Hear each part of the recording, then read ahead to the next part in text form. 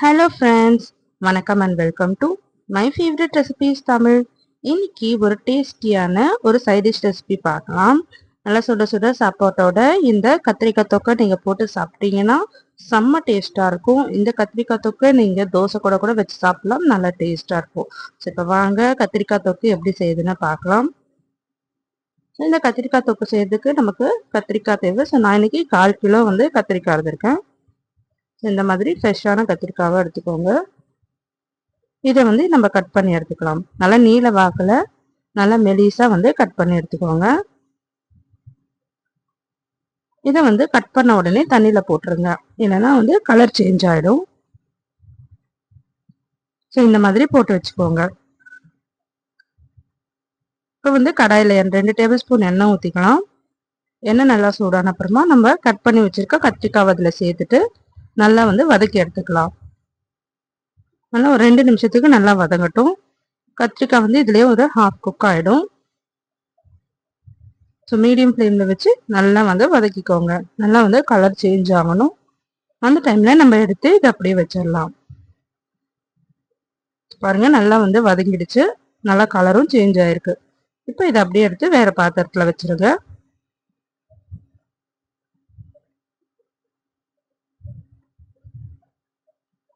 இப்போ அதே கடாயில நம்ம ஒரு 1/2 டேபிள் ஸ்பூன் கடுகு, ஒரு 1/2 டேபிள் ஸ்பூன் ஜீரகம் சேர்த்துக்கலாம்.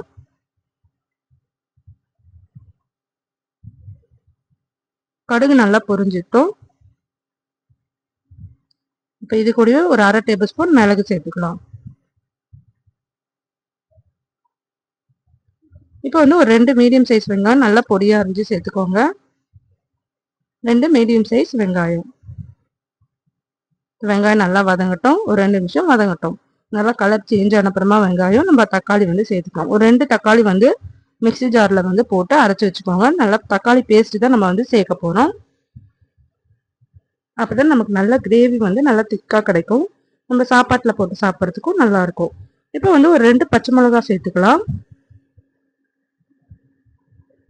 இது கூட ஒரு கொத்து கருவேப்பிலை சேர்த்துக்கலாம்.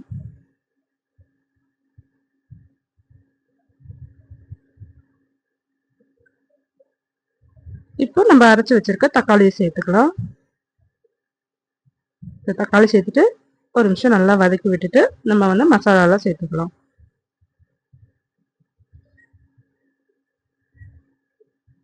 ஒரு 2 டேபிள் ஸ்பூன் தனி மிளகாய்த்தூள் சேர்த்துக்கோங்க.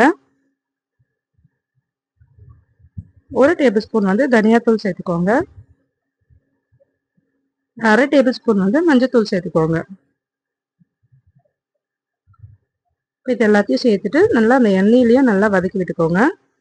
இப்போ இதுக்கு தேவையான உப்பு சேர்த்துக்கோங்க.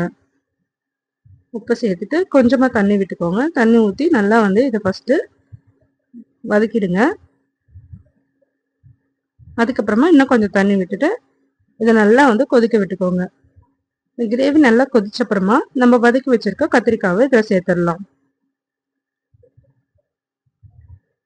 சேர்த்துட்டு இதை மூடி போட்டுட்டு மீடியம் ஃப்ளேம்ல வச்சிருங்க. ஒரு 10 நிமிஷம் இது நல்லா வேகட்டும்.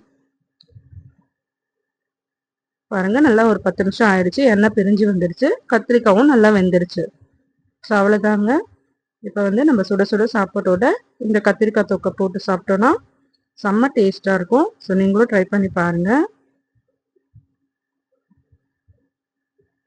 ஸோ நீங்களும் ட்ரை பண்ணிட்டு எப்படி இருந்ததுன்னு கமெண்ட் பண்ணுங்க. இதை நம்ம சாம்பார் சாதம் ரசம் கூட தொட்டு சாப்பிடலாம், நல்லா டேஸ்டா இருக்கும். ஸோ ட்ரை பண்ணிட்டு எப்படி இருந்ததுன்னு கமெண்ட் பண்ணுங்க. இந்த வீடியோ பிடிச்சிருந்துன்னா நம்ம சேனல் மை ஃபேவரட் ரெசிபிஸ் தமிழை சப்ஸ்கிரைப் பண்ணிக்கோங்க. லைக் பண்ணுங்க, ஷேர் பண்ணுங்க. தேங்க்யூ ஃபார் வாட்சிங்.